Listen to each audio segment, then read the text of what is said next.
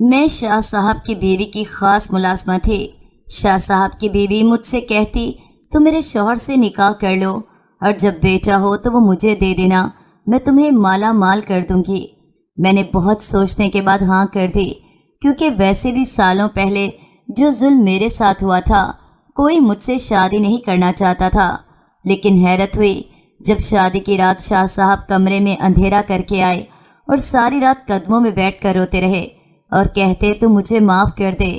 ایک دن پریشان ہوتے میں نے کمرے کی لائٹ کھولی، دنیا تباہ ہو گئی، کیونکہ میرا سالوں پرانا لباس شاہ صاحب نے میرا نام دعا ہے، لیکن شاہ میر مجھے میری دعا کہتا تھا۔ پھر اس نے مجھے کملی کہنا شروع کر دیا۔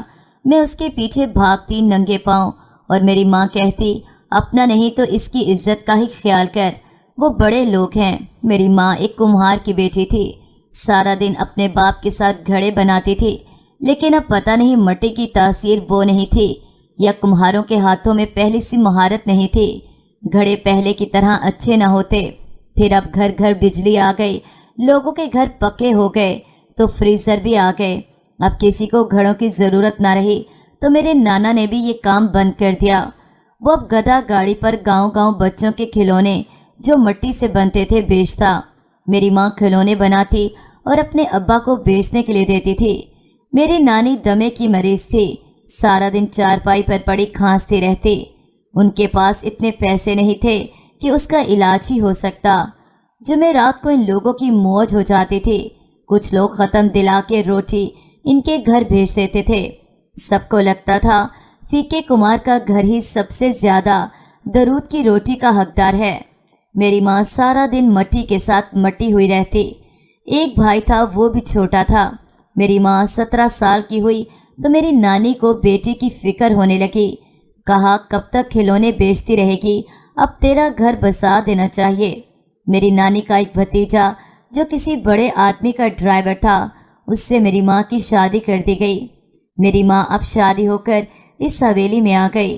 اب میری ماں کو مٹی کے ساتھ مٹی ہونے کی ضرورت نہیں تھی، لیکن سارا دن ان بڑے لوگوں کی خدمت میں گزر جاتا۔ میرے ابا نے کہا کہ ان لوگوں کی خدمت ہی ہماری راہ نجات ہے، بڑے پہنچے لوگ ہیں، انہیں اب مائی باپ سمجھنا۔ میری ماں سارا دن ان لوگوں کی خدمت کرتی اور شام کو اپنے اور میرے ابا کے لیے کھانا بھی لے آتی۔ میری ماں میرے ابا سے بھی بڑی مرید ہو گئی ان لوگوں کی۔ وہ لوگ اماں کا بہت خیال رکھتے۔ میری ماں ہر ہفتے میرے نانا نانی کے پاس جاتی، ان کا بھی خیال رکھتی، مہینے بھر کا راشن چھوڑ آتی، کیونکہ یہاں پہ تو اماں کو کچھ پکانا نہیں پڑتا تھا۔ میری نانی اپنے بھتیجوں کو دعائیں دیتی، جس کی وجہ سے ان کی بیٹی کی زندگی بدل گئی۔ تبھی میری نانی کی طبیعت بہت خراب ہو گئی۔ میری ماں میری نانی کو ساتھ ہی لے آئی، یہاں اس کا علاج شروع کروایا۔ ابا کے پیروں نے بہت مدد کی، ڈاکٹر سے خود بات کی۔ میری نانی کا بہت اچھا علاج ہو رہا تھا۔ اچھا علاج اور کھانے پینے کو اچھی خوراک ملی تو میری نانی بھی جلد شفایاب ہو گئی۔ میرے نانا میری نانی کو لینے آئے تو بڑے پیر صاحب نے کہا کہ تم بھی بزرگ ہو گئے ہو، پتہ نہیں کیسے سارا دن مارے مارے پھرتے ہو، صرف 2 وقت کی روٹی کے لیے۔ مجھے یہ اچھا نہیں لگتا، تم ایسے کرو کہ ہمارے پاس ہی آ جاؤ، سارا دن ڈیرے پر مریدوں کا رش رہتا ہے، تم ان کا خیال رکھو، دور سے آنے والوں کے کھانے پینے کا بھی اور رہائش کا بھی، بس اتنا ہی کام ہے۔ میرے نانا تو بہت خوش ہوئے، اتنا بڑا آدمی انہیں اپنی مریدی میں رکھ رہا تھا، اور کیا چاہیے تھا۔ اس طرح میرے نانا بھی یہیں آ گئے۔ اب میری اماں کی بھی فکر ختم ہو گئی، جو اسے بھاگ بھاگ کر جانا پڑتا تھا۔ میری ماں کے ہاتھ میں بہت مہارت اور ذائقہ اچھا تھا۔ اب مرشد لوگ صرف میری ماں کے ہاتھ کا ہی کھانا پسند کرتے تھے۔ انہی دنوں میری ماں امید سے تھی۔ میرے ابا بہت خوش تھے، انہیں بچوں کی بہت خواہش تھی۔ ابا اماں کا اور بھی خیال رکھتے، بار بار اماں سے احتیاط کرنے کا کہتے۔ میری ماں بھی دن گن رہی تھی، لیکن اللہ کو کچھ اور ہی منظور تھا۔ 5ویں مہینے ہی میری ماں بیمار ہو گئی۔ میری ماں کا رو رو کر برا حال تھا۔ ابا کہتے رہے کہ جب اولاد قسمت میں ہوگی تو ہو جائے گی، ایسے ہلکان مت ہو، لیکن اکثر جب ہمیں کسی چیز کی چاہت ہو اور وہ اور بھی نایاب ہو جاتی ہے اور زیادہ دور، وقت گزرتا گیا، 5 سال تک اماں کے ہاں اولاد نہ ہوئی۔ ہر اچھے ڈاکٹر کو دکھایا، لیکن سب یہی کہتے بظاہر تو کوئی نقص نہیں، لیکن میرے 3 بہن بھائی ایسے ہی میری ماں کے پیٹ میں فوت ہو جاتے رہے، کوئی 7ویں ماہ اور کوئی 6ٹھے ماہ ہی۔ تب ایک دن میری نانی نے کہا کہ تم لوگ بڑے مرشد سے تعویذ کیوں نہیں لیتے، دم درود کرواؤ، اللہ کی کلام میں بہت طاقت ہے۔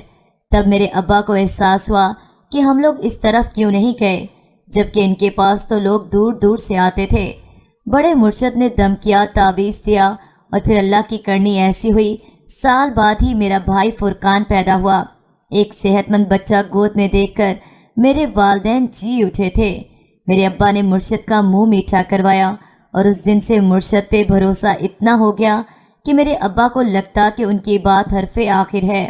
میرا بھائی فرقان سارا دن بڑے مرشد کے بچوں کے ساتھ کھیلتا رہتا۔ بڑے مرشد کے 2 بیٹے تھے، ایک بڑا تھا 7 سال کا اور دوسرا 3 سال کا۔ میرا بھائی ان کے ساتھ رہ کر ان کے نام سے انہیں مخاطب کرتا تھا۔ اس وقت تھا بھی بچہ تو کوئی کچھ نہ کہتا تھا۔ پھر اماں ابا اسے سمجھانے لگے کہ وہ پیر و مرشد ہیں تو انہیں نام سے نہ بلایا کر، انہیں مرشد کہا کر، اور ان کے برابر بھی مت بیٹھنا، وہ سید ہیں، ہم تو ان کے پیروں کی خاک بھی نہیں۔ فرقان بچہ تھا، اس کا ذہن ان باتوں کو سمجھتا نہیں تھا، لیکن اب وہ احتیاط کرتا کہ ان کے ساتھ کھیلے ہی نہ۔ اب وہ سارا دن ابا کے ساتھ ساتھ رہتا یا نانا کے ساتھ سارا دن درگاہ پہ مریدوں کا رش دیکھتا رہتا۔ میرا بھائی 4 سال کا ہوا تو ماں نے اسے اسکول میں داخل کروا دیا۔ وہ بہت ذہین بچہ تھا، سارا دن پڑھنے میں مصروف رہتا، اپنی کتاب اور کاپیوں میں سر دیے رہتا۔ بہت جلد ہی اس کے اسکول میں اس کے ہی چرچے تھے۔ انہی دنوں میری ماں نے ایک بچی کو جنم دیا جس کا نام دعا رکھا گیا، کیونکہ بڑے مرشد کی دعا سے ہی میں پیدا ہوئی تھی۔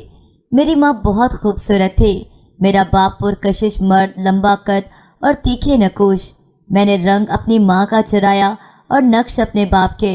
میری ماں مجھے نظر بد کے دم کرواتی تھی، انہیں لگتا تھا کہ مجھے ان کی نظر لگ جاتی ہے۔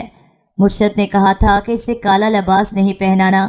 میری ماں نے میرے سارے کپڑے جو کالے رنگ کے تھے جلا دیے۔ میں نے پاؤں پاؤں چلنا شروع کیا تو میرا باپ میری انگلی پکڑے میرے ساتھ ساتھ چلتا تھا۔ میری ماں سارا دن میرے پیچھے پیچھے رہتی۔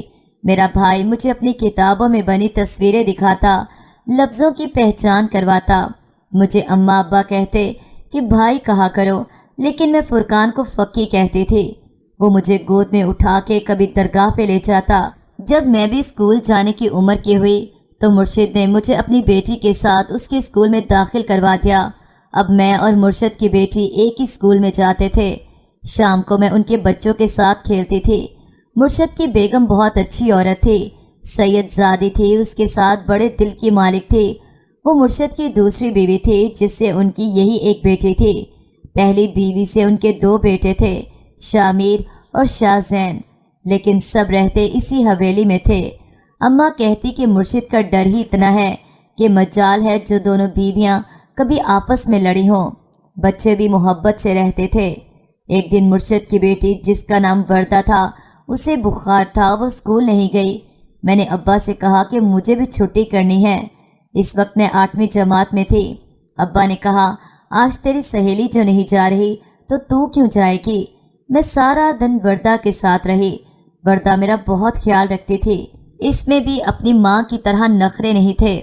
مرشد کی پہلی بیوی بہت خوبصورت تھی، لگتا تھا کشمیر کی ہو۔ مجھے وہ بہت اچھی لگتی تھی، لیکن مجھے سمجھ نہ آتی کہ اتنی خوبصورت بیوی کے ہوتے ہوئے مرشد نے ایک عام سی صورت کی عورت سے شادی کیوں کی، جبکہ پہلی بیوی سے 2 بچے بھی تھے۔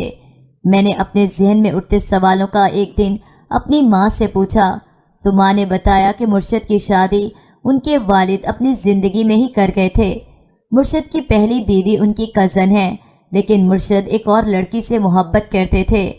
پہلی بیوی کو جب پتہ چلا تو اس نے محسوس کرنا شروع کیا اس کا شوہر زیادہ وقت درگاہ پر گزارتا ہے یا کئی دن گھر نہیں آتا۔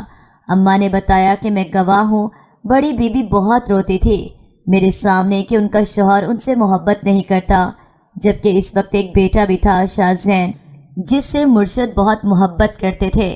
پھر پتہ نہیں کیسے ایک دن بڑی بیوی کو پتہ چل گیا کہ ان کا شوہر کسی اور عورت سے محبت کرتا ہے۔ تب بڑی بیوی نے فیصلہ کیا کہ ان کی قسمت میں محبت نہیں تو کیا ہوا، وہ اپنے شوہر کی محبت ان سے ضرور ملوا دیں گی۔ मेरी माँ कहती है मैं ही थी जो बड़ी बीबी के साथ रात के अंधेरे में इस औरत के घर गए थे जिससे बड़े मुर्शिद मोहब्बत करते थे। ये तंग सी एक गली थी जहाँ गाड़ी भी नहीं जा सकी थी। मैं और बड़ी बीबी पैदल ही वहाँ पहुँचे।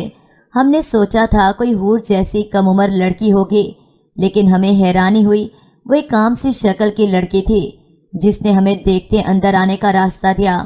घर खस्ता हाल था। बीमार बाप जो हमें देखकर मोहल्ले की दुकान से 2 ठंडी बोतलें ले आया और अब चारपाई पर बैठा हाँफ रहा था। बड़ी बीबी ने कहा, चाचा जी आपने तकल्लुफ़ किया, और इस लड़की को देखकर कहा, तुमने इतना तकल्लुफ़ मुझे ये पूछे बगैर ही कर दिया। मैं हूँ कौन? ये भी हो सकता है तुम्हें मुझसे मिलके खुशी ना हो, या जिसने तुमसे मोहब्बत के दावे किए हों उसने तुम्हें बताया ना हो कि उसकी एक बीवी है और एक बच्चा भी है। वो लड़की मुस्कुराने लगी। तब मैंने गौर से देखा उसकी मुस्कुराहट ऐसी थी कि मैं भी कितनी देर तक उसे देखती रही। जब बोली तो लगा 400 फूल खिलने लगे। इतनी तमीज़, इतना अदब और अल्फाज का ऐसा चुनाव, मैं और बड़ी बीबी उससे मुतासिर हुए बगैर न रह सके।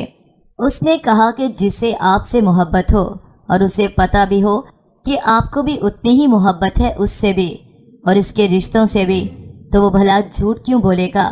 मुझे पता है आप उसी शख्स की बीवी हैं जिसने कहा था कि मैं मोहब्बत तो करता हूँ तुमसे, लेकिन इसलिए शादी नहीं कर सकता कि मेरी पहली बीवी ये न सोचे कि मैं उसकी हक तलफी कर रहा हूँ। वो तो मुझे आज़ाद करके मोहब्बत के हर वादे, हर कसम से मैं आज़ाद नहीं हो सकी। 5 साल हो गए मैंने उसे नहीं देखा, लेकिन दिल कहता है उसे मुझसे मोहब्बत थी और है।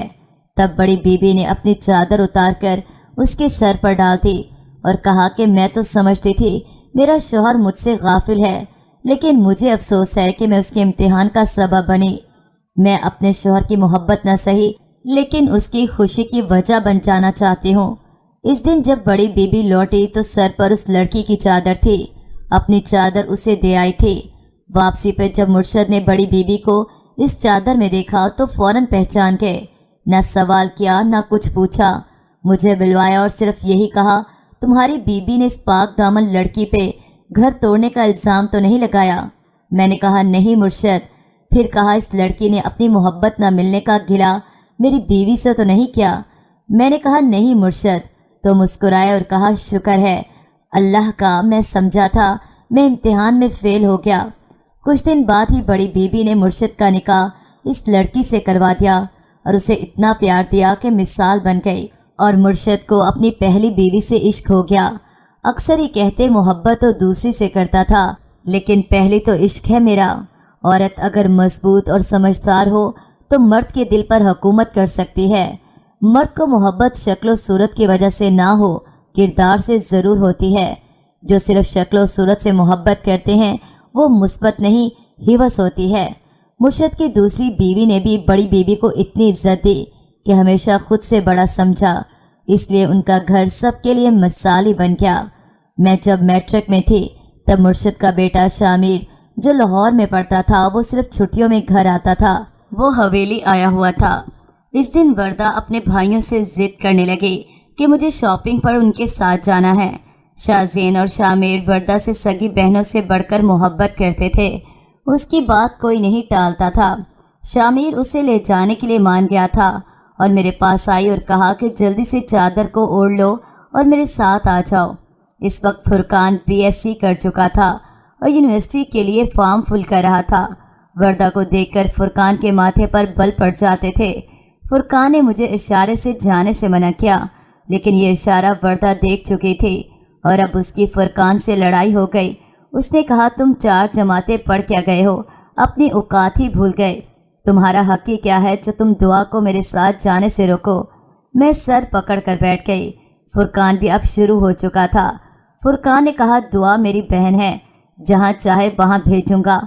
अब मैं नहीं चाहता कि ये तुम्हारे साथ जाए, तो ये जाके दिखाए, मैं इसकी टांगें तोड़ दूँगा।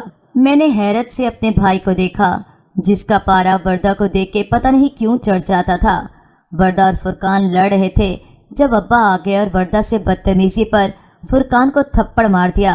फुरकान घर से बाहर निकल गया। तब वर्दा ने कहा चाचा आपने इसे क्यों मारा?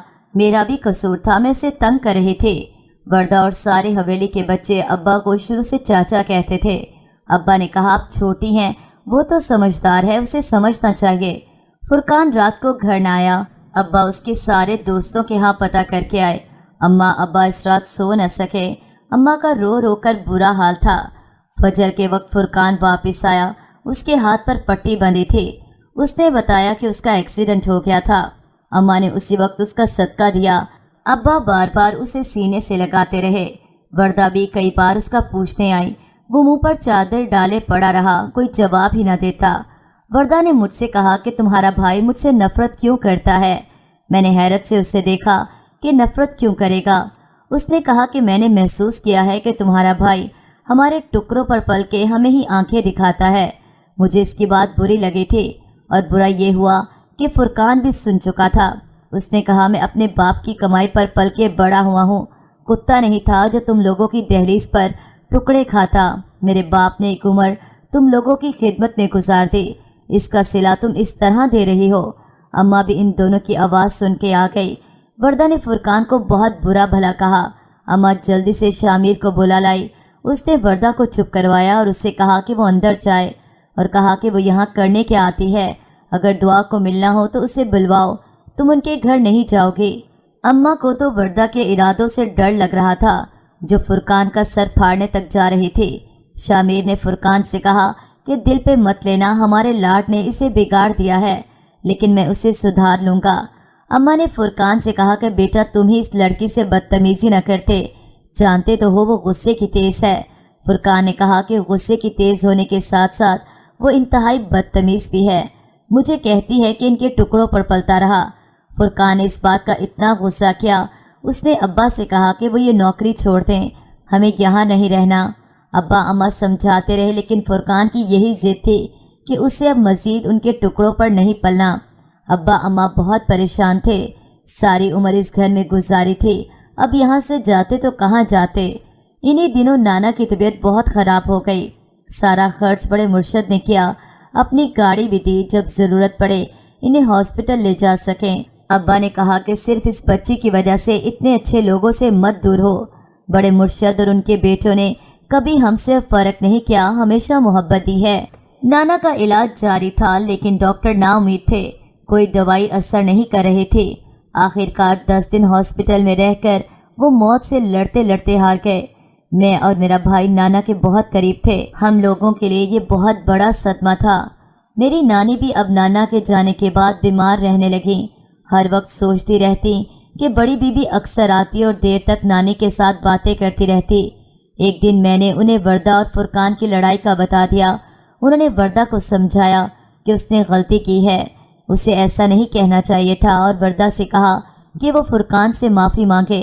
लेकिन वर्दा ने इस बात को अना का मसला बना लिया कि वो उनकी सगी बेटी जो नहीं, इसलिए वो उसे ऐसा कह रही हैं। अपना बेटा होता तो क्या उसे भी यही कहती कि नौकरों से माफ़ी मांगो। बड़ी बीबी को बहुत दुख हुआ था। ये बात बड़े मुर्शद तक पहुंच गई। उन्होंने वर्दा की माँ से कहा कि बात फुरकान से माफ़ी की नहीं, वर्दा को ये सोचना चाहिए था कि उससे माफ़ी मांगने का कहा किसने, और कहा कि वर्दा से कहो कि अपनी बड़ी अम्मी से माफ़ी मांगे। वर्दा ने सारे घर सर पर उठा लिया और छुरी से अपनी नब्ज़ काट ली कि सबको इसकी फ़िक्र नहीं। शामिर उसे फ़ौरन लेकर हॉस्पिटल पहुंचा। बर वक्त इलाज से उसकी जान बच गई। अम्मा ने अब्बा से कहा कि जब तक दाना पानी था हम यहाँ थे, अब लगता है कि यहाँ अपना दाना पानी नहीं, इसलिए यहाँ से चलते हैं। कहीं हमारी वजह से वर्दा सारे घर का सुकून न बर्बाद कर दे। अब्बा भी बहुत परेशान थे। वर्दा घर आ गई थी। अम्मा और मैं पूछते गए, लेकिन उसने हमसे भी सीधे मुँह बात न की। शामिर वापस हवेली आ गया था। बड़े मुर्शद ने अपना गद्दी नशी उससे बनाया था। शाह जैन को इस पीरी मुरीदी में दिलचस्पी नहीं थी, वो अपना कारोबार करता था। शामिर अक्सर फुरकान के साथ कुछ वक्त गुजारता, दरगाह पे ही इकट्ठे जाते थे। फुरकान का रवैया शामिर के आने के बाद काफ़ी बदल गया था। अम्मा अब्बा भी मुतमईन थे। इन्हीं दिनों हवेली वाले कसूर किसी रिश्तेदार की शादी पर गए थे। शामिर घर पर था। अम्मा जाती और खाना बना कर आ जाती। शामिर भी रात को देर तक अब्बा और फुरकान के साथ वक्त गुजारता। मैं पहले उसे मगरूर सा समझती थी, लेकिन अब मुझे उसकी बातें बहुत अच्छी लगती थी। इस वक्त मैं एफए की तैयारी कर रही थी। ایک دن میں پڑھ رہی تھی جب شامر آیا اور مجھ سے سوال پوچھنے لگا۔ کچھ مجھے آ گئے اور کچھ کے جواب میں کہا کہ بھول گئی۔ اس کی وجہ شاید شامر سے جھجک بھی تھی۔ شامر نے اماں کو آواز دی اور کہا، چاچی یہ کملی آپ کا پیسہ برباد کرے گی، اسے چولہا چوکی کروائیں، برتن دھلوائیں، یہ پڑھنا اس کے بس کی بات نہیں۔ میں شرمندہ ہو گئی اور رونے لگی تو ہنستے ہوئے کہنے لگا، کملی ہو تم، میں تو مذاق کر رہا ہوں، اور کہا کہ آئندہ میں تمہیں پڑھاؤں گا۔ پھر اکثر ہی شام کو شامر مجھے پڑھاتا۔ میں اب اس سے ڈرتی نہیں تھی، بلکہ ان دنوں مجھے پتہ چلا کہ وہ بہت ہی نرم مزاج کا شخص ہے۔ ایک بار وہ اپنی ماں اور وردہ کے لیے کپڑے لایا تو ساتھ میرا اور اماں کا سوٹ بھی لایا۔ میں نے وہ سوٹ کتنے دن تک کسی کو دکھایا تک نہیں تھا۔ مجھے لگتا تھا وردہ کو پتہ چلا تو سوٹ بھی چھین کر لے جائے گی۔ میں نے اسے رات کو بیٹھ کے سلائی کیا اور کالے رنگ کا سوٹ مجھے بہت پسند آیا تھا، لیکن میں بھول گئی کہ کالا رنگ مجھے راس نہیں آتا۔ مجھے آج بھی یاد ہے، قربانی عید تھی، بڑے مرشد نے اماں اور مجھے کہا کہ ہم لوگ عید کے دن ان کی طرف ہی رہیں، کھانا ایک جگہ ہی بنے گا۔ ابا اور فرقان شامر لوگوں کے ساتھ قربانی میں مصروف تھے، میں اور اماں حویلی میں تھے۔ میں نے وہی کالا سوٹ پہنا تھا۔ وردہ بار بار مجھے دیکھ رہی تھی۔ میں دعا کرتی رہی کہ مجھ سے پوچھے نہ۔ اسی وقت کوئی باہر سے آیا اور کہا کہ شامر کو چوٹ لگ گئی۔ میں پاگلوں کی طرح دوڑی تھی۔ مجھے نہیں پتا اس وقت میں نے کیوں نہ سوچا کہ لوگ کیا سوچیں گے۔ مجھے خود نہیں پتا جب اس کی بہن اور ماں تک وہاں موجود تھے۔ اس کے خون کے رشتے ایسے نہیں دوڑے تھے، میں کیوں اس کی طرف بھاگی تھی۔ شامر باہر سے آتا دکھائی دیا، جس کے ہاتھ سے خون نکل رہا تھا۔ میں نے اسے دیکھا جس کا رنگ پیلا ہو گیا تھا۔ میں نے اپنے دوپٹے کو پھاڑا اور اس کے ہاتھ پہ باندھ دیا۔ سب لوگ مجھے حیرت سے دیکھ رہے تھے۔ شامر نے کہا، جھلی کچھ نہیں ہوا، کیوں پریشان ہو گئی ہو؟ میں ٹھیک ہوں۔ اماں مجھے اندر لے گئی۔ میں ہونکوں کی طرح یہی سوچتی رہی کہ میں نے کالا سوٹ پہنا تو شامر کو چوٹ لگی۔ کالا رنگ میرے لیے اچھا ہی نہیں۔ میں وہاں پتہ نہیں کتنی دیر تک بیٹھی رہی۔ اماں عصر کے وقت آئی، کھانا دیا جو پتہ نہیں میں نے کیسے کھایا۔ اماں نے اس دن میرے ساتھ لیٹتے ہوئے کہا کہ دعا پتر، یہ کیا حرکت تھی تمہاری؟ سب لوگ شامر کے لیے موجود تھے، تجھے کیا ضرورت تھی اس طرح کرنے کی؟ سب لوگ پتہ نہیں کیا سوچ رہے ہوں گے۔ میں نے کہا، اماں مجھے نہیں پتا میں شامر کی طرف کیوں بھاگی۔ اماں خاموش ہو گئیں، لیکن مجھے بہت کچھ سمجھاتی رہیں، لیکن میں پتہ نہیں کن سوچوں میں گم تھی۔ میں نے سنا نہیں کہ اماں کیا کہتی رہیں۔ شامر اکثر آتا، مجھ سے حال احوال پوچھتا، میرے نئے نئے نام رکھتا، اکثر کہتا تو نیری جھلی ہے، اور کبھی کہتا چاچی یہ تو میری دعا ہے، اسے کچھ نہ کہا کریں۔ یاد نہیں آپ مجھ سے کہا کرتی تھی کہ چھوٹے مرشد دعا کریں، اللہ مجھے بیٹی دے۔ پھر میں نے دعا کی تو یہ دعا قبول ہوئی۔ اس کا تو نام بھی میں نے رکھا تھا۔ اس دن مجھے پتہ چلا کہ میرا تو نام بھی اس شخص کا دیا گیا ہے۔ اماں نے ہنستے ہوئے میری طرف دیکھا اور بولی کہ ہاں مجھے یاد ہے۔ شامر چلا گیا تو اماں نے کہا کہ میرا بیٹا پاگل ہے، اسے ان لوگوں کی اچھائی نظر نہیں آتی۔ ان دنوں فرقان کسی دوست کے ساتھ باہر جانے کے پروگرام بنا رہا تھا۔ ہمیں پتہ نہیں تھا وہ شامر سے 2 لاکھ روپے ادھار بھی لے چکا تھا۔ نہ شامر نے بتایا ہمیں، نہ فرقان نے۔ وہ تو ایک دن اماں نے اسے فون پر بات کرتے سن لیا تھا۔ اماں نے اسے منع کیا تو کہنے لگا، ساری عمر ایک تو ان کی چاکری کرتے رہے، مجھے بھی یہی کروانے کا نہ سوچیں۔ اماں نے کہا کہ جس سے پیسے لیے ہیں وہ بھی ان کا ہی ہے، تو کہنے لگے کہ شامر ان کے جیسا نہیں ہے، اس نے وعدہ کیا ہے کہ وہ کسی سے ذکر نہیں کرے گا، اور یہ بھی کہا کہ لوٹانے کی ضرورت نہیں۔ اماں نے اپنے بیٹے کو دیکھا جو عجیب انسان تھا، جن سے نفرت تھی، ان کے ہی گھر کے فرد سے پیسے لے چکا تھا، لیکن اسے یہ گوارا نہیں تھا کہ ان کے ساتھ رہے۔ فرقان نے ابا کو بتائے بغیر ہی ویزا بنوا لیا اور سعودیہ جانے کی تیاری کر لی۔ ابا کا واحد سہارا تو وہی تھا۔ ابا نے بہت کہا کہ وہ انہیں کس کے سہارے چھوڑ کے جا رہا ہے، یہ مت کرے، وہ اس کے بغیر کیسے رہیں گے، لیکن اس نے کہا کہ وہ کتا نہیں ہے جو ان کے در پر پڑا رہے گا، مجھے اپنی زندگی بنانی ہے۔ ابا بڑے مرشد کے پاس بھی گئے، انہوں نے فرقان کو اپنے پاس بلوایا اور کہا کہ اپنے باپ کی بات مانو، یہ فرض ہے تم پہ۔ لیکن فرقان نے کہا کہ وہ 3 لاکھ روپے لگا چکا ہے، سب نقصان ہوگا، 2 سال کام کرنے دیں پھر واپس آ جاؤں گا۔ اماں بھی فرقان کے جانے کا سن کے چارپائی پر پڑی رہتی اور روتی رہتی۔ ان کی جگہ میں حویلی میں کام کرواتی جا کے۔ مجھے شامیر کا کمرہ اور اس کے کام کرنا بہت اچھا لگتا تھا۔ میں بھاگ بھاگ کر شامیر کے کام کرتی۔ اسے بھی میرے ہاتھ کا کھانا اور چائے بہت پسند تھی۔ میں اب شوق سے کھانا بناتی۔ میں جو گھر پہ کام سے بھاگتی تھی، یہاں بھاگ بھاگ کر سارے کام کرتی تھی۔ شامیر کو میں میر صاحب کہتی تھی۔ وہ ایسا شخص تھا، کوئی بھی لڑکی اس کے خواب دیکھتی اور اسے اپنانا چاہتی۔ وہ عمر بھی کچھ ایسی تھی اور شاید محبت بھی تھی کہ میں شامیر کو دیکھ دیکھ کے جینے لگی تھی۔ اسے کیا پسند ہے اور کیا پسند نہیں، بس یہی میری زندگی میں رہ گیا تھا۔ فرقان کے جانے میں 2 دن رہ گئے تھے۔ ہم سب کوشش کر رہے تھے لیکن وہ نہ مانا۔ میں نے شامیر سے کہا کہ آپ نے اس سے پیسے ہی کیوں دیے؟ شامیر نے کہا میں چاہتا تھا اسے یہ سمجھ آ جائے کہ ہم اس کی قدر کرتے ہیں، لیکن وہ نہیں سمجھ سکا اور اماں سے کہا کہ اسے دعائیں دے کر بھیجیں۔ فکر نہ کریں، میں آپ کا بیٹا ہوں۔ فرقان نہیں ہوگا یہاں تو کیا ہوا، میں تو ہوں۔ پھر یہی ہوا، فرقان چلا گیا، لیکن شامیر نے اماں ابا کا بہت خیال رکھا، انہیں بیٹے کی کمی محسوس ہونے نہ دی۔ لیکن ایک دن وردہ نے کہا فرقان نے اس کی عزت لوٹنے کی کوشش کی تھی، لیکن وہ خاموش رہی کہ اسے نقصان نہ پہنچے، اور یہ بات اس نے اپنے بھائی شاہ زین سے کر دی۔ اور وہ جو ہم سے اتنی عزت سے پیش آتا تھا اب نفرت کرنے لگا تھا۔ اس نے ابا سے کہا کہ میں آپ کو دھکے مار کر نہیں نکالنا چاہتا، لیکن بہتر ہے کہ آپ لوگ یہاں سے چلے جائیں۔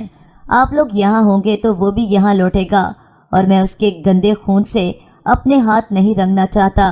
نمک حرام ہے آپ لوگ۔ ابا شرمندگی سے سر ہی نہ اٹھا سکے اور وہاں سے نکلنے کی تیاری کرنے لگے۔ اگلی رات ہمیں نکلنا تھا۔ اس سے 1 رات پہلے میں سو رہی تھی جب مجھے لگا کوئی کمرے میں آیا ہے۔ اس رات اماں نانی کے پاس تھی۔ نانی کو بخار تھا، کمرے میں اندھیرا تھا۔ جب مجھے اپنے نزدیک کسی کی موجودگی محسوس ہوئی، میرا دل زور زور سے دھڑکنے لگا۔ پتہ نہیں کیوں مجھے لگا شامیر ہے۔ اس رات کا سورج میری بربادی کا دن تھا۔ میں اپنی عزت گنوا چکی تھی۔ مجھے لگا فرقان ٹھیک کہتا تھا، یہ لوگ انسان نہیں ہیں، یہ تو فرعون ہیں، لٹیرے ہیں۔ کسی کو بھی کچھ بتائے بغیر ہم لوگ صرف چند چیزیں ساتھ لے کر شہر چھوڑ کر یہاں آ گئے۔ میری حالت پاگلوں جیسی تھی۔ میں جانتی تھی میرے گنہگار کون ہیں، لیکن میری بات پہ کوئی بھروسہ نہ کرتا۔ مجھے یہاں آ کے شامیر کی آوازیں یاد آتی۔ کبھی جھلی کہتا، کبھی کہتا تم تو میری دعا ہو، کبھی کہتا تم بڑی کب ہوگی۔ میں پہاڑوں کی طرف نکل جاتی۔ مجھے جوتا پہننا بھی یاد نہ رہتا۔ میرے پاؤں پہاڑوں پر چڑھ چڑھ کر زخمی ہو چکے تھے۔ میرے پیروں سے خون رستا، لیکن میں سفر جاری رکھتی تھی۔ میری آنکھوں سے آنسو بہتے رہتے، لیکن میں ہنستی رہتی۔ جلد ہی لوگ مجھے جھلی کہنے لگے تھے، سب کہتے پاگل ہے۔ پھر یہ ہوا کہ میں راستے بھولنے لگی۔ اب اماں مجھے اکیلے نہ جانے دیتی، لیکن مجھے اس پہاڑ پر بیٹھ کے سورج کو نکلتے دیکھنا اور پھر لوٹتے دیکھنا بہت اچھا لگتا تھا۔ اب میں لڑ کر بھی وہاں پہنچتی اور صبح سے شام تک وہاں بیٹھی رہتی۔ اس پہاڑی کے لوگ بہت عجیب نظروں سے مجھے دیکھتے تھے۔ میرا حلیہ فقیروں جیسا ہوتا تھا۔ اکثر لوگ مجھے راستے میں بیٹھے دیکھتے تو بھیگ دے جاتے۔ وہاں ایک درگاہ تھی جس پہ جانے والی سیڑھیوں پہ میں بیٹھی رہتی۔ جب میری ملاقات اس عورت سے ہوئی، ہمیں یہاں آئے 1 سال ہو چکا تھا۔ اس نے بتایا کہ وہ یہاں اولاد کے لیے منت ماننے آئی تھی۔ اسے میرے ساتھ بیٹھنا اور باتیں کرنا اچھا لگتا تھا۔ وہ ایک دن میرے ساتھ گھر آ گئی۔ اب وہ اکثر آتی اور اماں سے دیر تک باتیں کرتی رہتی اپنے شوہر اور سسرال کے بارے میں۔ انہی دنوں نانی بھی اس دنیا سے چلی گئیں۔ ہم لوگ مزید تنہا ہو گئے۔ وہ عورت ہمیں اپنے ساتھ لے گئی کہ اسے ایک ڈرائیور کی ضرورت ہے۔ ابا مان گئے کیونکہ انہیں بھی کسی کام کی تلاش تھی۔ اماں بہت پریشان رہتی تھیں کہ فرقان کا نمبر تھا ہمارے پاس نہیں کوئی رابطہ، اور نہ فرقان جانتا تھا کہ ہم کہاں ہیں۔ ماں تھی اور مائیں تو ایسے ہی پریشان ہو جاتی ہیں، جبکہ ان کے پاس تو بیٹے کی ملنے کی امید بھی کم ہوتی جا رہی تھی۔ ہم لوگ اس عورت کے ساتھ اس کے گھر آ گئے۔ اس نے کوارٹر ہمارے لیے خالی کروا دیا۔ ہم لوگ وہاں رہنے لگے۔ اچھا گزر بسر ہونے لگا۔ میں کبھی ان کے گھر کے اندر نہیں گئی تھی، نہ کبھی اس کے شوہر کو دیکھا تھا، لیکن جب بھی وہ شاہ صاحب کہتی مجھے شامیر یاد آتا۔ میں آنکھیں بند کرتی تو اس کا چہرہ مجھے دکھائی دیتا۔ میں ڈر کر آنکھیں کھول لیتی۔ میری حالت اب یہ تھی کہ مجھے کوئی پہچانتا نہ کہ میں 2 سال پہلے والی دعا ہوں۔ انہی دنوں وہ عورت جو ہمیں اپنے گھر لے آئی تھی بہت پریشان رہنے لگی۔ اس نے مجھے بتایا کہ اس کا شوہر اولاد کی وجہ سے دوسری شادی کا سوچ رہا ہے۔ پتہ نہیں کون ہوگی، کہیں مجھ سے میرا شوہر ہی نہ چھین لے۔ تو اگر تم میرا ساتھ دو تو بچہ ہوتے ہی تم یہ کہنا کہ وہ بچہ میرا ہے، تو بعد میں چاہو تو اس رشتے میں رہنا، چاہو تو رشتہ توڑ دینا۔ پہلے ہی اس نے گھر والوں سے چھپ کر مجھ سے شادی کی ہے۔ میں اس وقت یہی سوچ رہی تھی، ویسے بھی میں اس قابل تھی نہیں کہ کوئی مجھ سے شادی کرتا، تو اس طرح مجھے ایک سہارا تو مل جاتا۔ میں نے حامی بھر لی۔ اماں منع کرتی رہی، لیکن اس عورت نے ماں ابا سے وعدہ کیا اور یقین دلایا کہ وہ میرے ساتھ زیادتی نہیں ہونے دے گی۔ جیسے ہی بیٹا ہوگا وہ مجھے مالا مال کر دے گی۔ میرے لیے اس وقت پیسہ بہت ضروری تھا۔ میں یہی سوچتی تھی کہ اسی پیسے کی وجہ سے تو ایک رات نے اتنی آسانی سے غریب کی بیٹی کی عزت لوٹ لی تھی۔ اگر میں بھی امیر ہوتی تو کم از کم اس کی جرت نہ ہوتی یہ سب کرنے کی۔ اس طرح میرا نکاح شاہ صاحب سے کر دیا گیا۔ میں کمرے میں بیٹھی گھبراہٹ کا شکار تھی۔ میں یہ فیصلہ کر تو چکی تھی، لیکن پتہ نہیں ٹھیک تھا بھی یا نہیں۔ اسی وقت کمرے کی لائٹ آف ہو گئی۔ میں گھبرا گئی۔ جب کسی کو اپنے پیروں میں بیٹھ کے رونے کی آواز سنی تو مجھے سمجھ نہیں آئی کہ کون ہے اور کیوں رو رہا ہے۔ پھر میرے کانوں نے وہ آواز سنی جیسے کسی نے سیسا پگھلا کر میرے کانوں میں انڈیل دیا ہو۔ وہ اب مجھ سے معافی مانگ رہا تھا اور میری آنکھوں کے سامنے وہ رات تھی جب میں برباد ہو گئی تھی۔ میں نے لائٹ جلائی تو میرے پیروں تلے سے زمین نکل گئی۔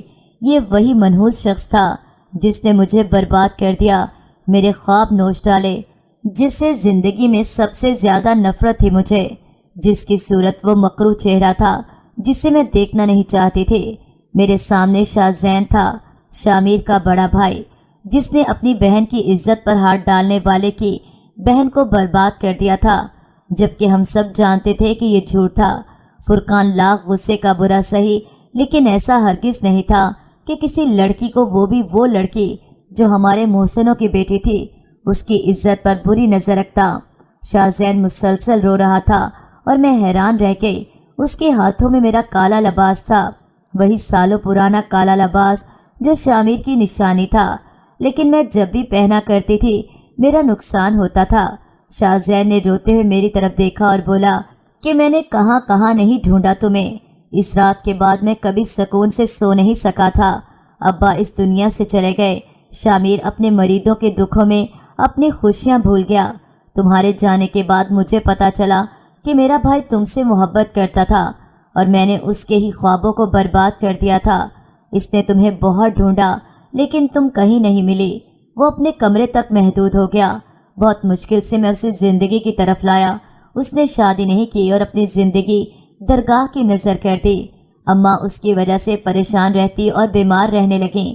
میں نے ابا کی زندگی میں ہی چھپ کر نازیہ سے شادی کر لی تھی۔ مجھے محبت تھی اپنی بیوی سے، لیکن اب اماں کہتی ہے کہ شادی کرو تاکہ ہماری نسل کا نام آگے بڑھے۔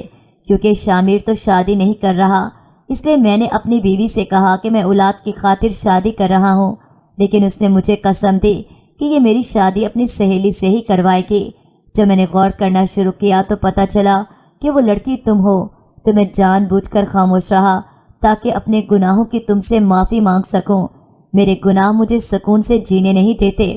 میں نے دور رکھے صوفے پر بیٹھتے درد سے آنکھیں بند کی تو شامیر نظر آیا۔ میں ظالم شوہر کو، جو اس وقت میرے سامنے تھا، کیسے بتاتی کہ زندگی میری برباد ہو گئی اور منافقت بھی میرے ہی حصے میں آئی۔ ایک تو میں شامیر کے قابل نہیں تھی، دوسرا میں اب اس کے بھائی کی بیوی تھی، جو سب کی وجہ تھا، جس کی وجہ سے میری زندگی برباد ہو گئی تھی۔ میری سوتن ناسیہ میرا بہت خیال رکھتی اور دعائیں کرتی کہ میں جلد از جلد اسے بیٹے کی خوشخبری سنا دوں، لیکن میں اسے کیسے بتاتی کہ جس سے میرا ضمیر اور دل شوہر نہیں مانتا، اسے میں رشتہ کیسے رکھ سکتی ہوں؟ ہم دیکھنے کو تو ایک ہی کمرے میں ایک چھت تلے تھے، لیکن میں اس شخص سے کوئی رشتہ نہیں رکھنا چاہتی تھی۔ وہ میرا بہت خیال رکھتا، میری ہر خواہش اور ضرورت کا خیال رکھتا۔ یہی بات اب میری سوتن کو اچھی نہیں لگتی تھی۔ اب اس کا رویہ میرے ساتھ بدلنے لگا۔ ایک دن اس نے مجھ سے کہا کہ میں اس کے ساتھ دھوکہ نہیں کر سکتی، اسے جلد سے جلد بچہ چاہیے تاکہ وہ اس بچے کے ساتھ اپنے سسرال جائے اور اپنے شوہر کے گھر والوں کے ساتھ رہے، اور اس کے ساتھ ہی وہ مجھے اپنے شوہر کی زندگی سے نکال دے گی۔ اس نے مجھے یاد دلایا کہ تم یہ سب پیسے کے لیے کر رہی ہو اور تم نے اس کی قیمت مانگی تھی۔ مجھے یاد تھا، میں بھولی نہیں تھی۔ لیکن مجھے وہ شخص دیکھتے ہی اس سے شدید نفرت محسوس ہوتی تھی۔ مجھے لگتا تھا کہ وہ میری زندگی کا وہ سیاہ باب ہے جسے میں ختم کروں گی تو ہی مجھے سکون ملے گا۔ میں اسے مارنے کی کوششیں کرنے لگی، لیکن ہر بار میری کوشش ناکام ہو جاتی۔ ایک دن اس نے مجھ سے کہا کہ ایک بار اگر تم مجھے معاف کر دو، میں کوشش کروں گا کہ وہ سب کچھ تمہیں لوٹا دوں جو چھینا۔ ایک بار مجھے معاف کر دو۔ میری ماں کو بھی اب یہی لگتا تھا، جو ہونا ہے وہ ہو چکا ہے، اب اپنا گھر برباد مت کرو۔ میں نے بھی وقتی طور پر ہار مان لی اور سوچا کہ شاید اس طرح ہی میں اس دلدل سے نکل سکوں۔ میں نے سوچا تھا میں یہاں سے چلی جاؤں گی۔ شاہ زین بہت خوش تھا اور بہت مطمئن تھا۔ اسے لگتا تھا میں اسے معاف کر چکی ہوں۔ زندگی کے دن ایسے ہی گزر رہے تھے۔ وقت کب رکتا ہے کسی کے لیے، اور ایسے میں جب آپ کے اپنے بھی آپ کو ایک ایک کر کے چھوڑتے جائیں تو آپ ٹوٹ جاتے ہیں۔ میری ماں بیمار رہنے لگی تھی۔ فرقان کے غم نے اسے چارپائی سے لگا دیا۔ میں اب اپنی ماں کی وجہ سے بہت پریشان تھی۔ سارا دن اس کے سرہانے بیٹھے اور رات بار بار انہیں دیکھتی تھی۔ نانا نانی کے بعد اب انہیں کھو دینے کا احساس مجھے ڈراتا تھا، لیکن اکثر وہی ہوتا ہے جس سے ہم ڈر رہے ہوتے ہیں۔ میری ماں موت سے لڑتے لڑتے ہار گئی اور مجھے ہمیشہ کے لیے چھوڑ گئی۔ میری اکلوتی رازدار، میری سہیلی جس سے میں اپنی ہر بات کر سکتی تھی۔ ماں کی چارپائی سامنے تھی جس دن میں نے اس شخص کو اپنے سامنے دیکھا۔ شاید میری تکلیف اس دن اتنی تھی کہ وہ خود وہاں پہنچ گیا تھا، یا میری تقدیر کو رحم آ گیا تھا۔ شامیر نے میری ماں کا جنازہ پڑھایا، ان کے جنازے کو کندھا دیا۔ وہ بھی جانتا تھا کہ شاہ زین یہاں ہے اور اس نے شادی کر رکھی ہے، لیکن یہ نہیں جانتا تھا کہ دوسری شادی بھی کر رکھی ہے اور وہ دوسری بیوی میں ہوں۔ شامیر پتہ نہیں کیا سمجھا اور کیا نہیں۔ وہ تو اپنے بھائی سے ملنے آیا تھا اور یہاں سب کچھ اس کی توقع کے برعکس تھا۔ اس نے مجھ سے بات تک نہ کی اور دوسرے دن ہی واپس چلا گیا۔ میں اپنے کمرے میں دیر تک روتی رہی اور کوستی رہتی خود کو کہ کاش میں شاہ زین سے شادی نہ کرتی۔ شامیر کی نظر میں تو میں مر چکی تھی، کاش مردہ ہی رہتی، وہ میرے سامنے نہ آتا۔ میری سوتن مجھے ذلیل کرنے کا کوئی موقع ہاتھ سے جانے نہ دیتی تھی، اور پھر وہ ہوا جس کی امید ہی نہ تھی۔ جس وجہ سے وہ مجھے اپنے شوہر کی زندگی میں لائی تھی، اس کی امید ہو گئی تھی، لیکن مجھ سے نہیں۔ وہ خود ماں بننے والی تھی اور شاہ زین کے پیر بھی اب زمین پر نہیں لگتے تھے۔ وہ نازیہ کو گھر لے گیا اور بڑی بیوی نے اسے قبول کر لیا بیٹی کی خوشی کے لیے، اور میری سوتن کی تو دلی مراد پوری ہو گئی تھی۔ مجھے جس کام کے لیے وہ برداشت کر رہی تھی وہ مجبوری نہیں رہی تھی۔ شاہ صاحب اب مکمل بیوی کے ہو چکے تھے۔ زندگی بہت مشکل تھی۔ اب جب اماں کا آسرا بھی نہیں تھا، ابا کی طبیعت بھی خراب رہنے لگی تھی۔ میرا شوہر جو کل تک مجھ سے معافی مانگ رہا تھا، اسے اب یاد نہیں تھا کہ میں بھی اسی گھر میں موجود ہوں۔ ابا سارا دن گھر سے باہر رہتا، نہ دوائی لیتا نہ اپنا خیال رکھتا تھا۔ میں سارا دن انتظار کرتی رہتی، لیکن ایک دن یہ انتظار بھی ختم ہو گیا۔ کچھ لوگ ابا کو چارپائی پہ گھر چھوڑ گئے۔ ابا کی آنکھیں بند تھیں۔ کچھ لوگ کہہ رہے تھے کہ سڑک پار کرتے ہوئے ٹرک کی زد میں آ گئے۔ مجھے کچھ ہوش نہیں تھا۔ پتہ نہیں کب جنازہ اٹھا، کب مجھے ہوش آیا، لیکن سب کچھ برباد ہو چکا تھا۔ میں فقیر بن چکی تھی، میری زندگی کی آخری پونجی بھی لٹ چکی تھی۔ شاہ زین دنیا دکھاوے کو آیا، اور جب لوگوں نے کہا کہ شاہ صاحب اب یہ اکیلی ہے، اسے تنہا یہاں نہ چھوڑیں، تو ترس کھا کے مجھے اپنے ساتھ اسی گھر میں لے آیا۔ یہاں سے برباد ہو کے ہم غریب لوگ نکلے تھے۔ بڑی بیوی میرے گلے لگ کر روتی رہی، میں خاموش تھی۔ ابا کے مرنے پہ بھی میری آنکھوں سے آنسو نہیں نکلے تھے۔ شامیر سامنے ہوتا تھا، لیکن میں نے آنکھ اٹھا کر اسے نہ دیکھا۔ کس منہ سے اسے دیکھتی؟ وہ پتہ نہیں کیا سوچتا ہوگا، اور اب تو میں اس کی بھابھی تھی۔ شامیر اب گھر ہوتا تو میں کمرے سے باہر نہ آتی۔ ایک دن شاہ زین میرے پاس آیا اور بولا کہ میں اتنا اچھا نہیں ہوں کہ ایسی عورت کو باندھ کے رکھوں جس کی روح تک کسی اور کی ہے۔ میں بھٹک گیا تھا، لیکن اب چاہتا ہوں کچھ ایسا کر دوں کہ تم بھی سکون سے جی سکو، اور وہ بھی۔ میں نے حیرت سے اسے دیکھا جو اس دن مجھے 3 لفظ بول کے آزاد کر گیا تھا۔ کیا زندگی تھی میری! شاہ زین کی بیوی نے بیٹے کو جنم دیا تھا۔ اس دن سب بہت خوش تھے۔ جب وردہ میرے پاس آئی اور کہا کہ وہ چاہتی ہے کہ میری شادی شامیر سے ہو جائے، میں نے حیرانی سے اسے دیکھا اور کہا کہ ایسا کیسے ہو سکتا ہے، میں اس قابل نہیں ہوں۔ اور پھر میں جانتی تھی کہ شامیر مجھ سے نفرت کرتا ہے، इन्हीं दिनों फुरकान वापस आ गया था अपनी बीवी के साथ। कितना बदनसीब था, जब लौटा तो न माँ रही न बाप, पता नहीं कौन सी जिंदगी बनाने निकला था।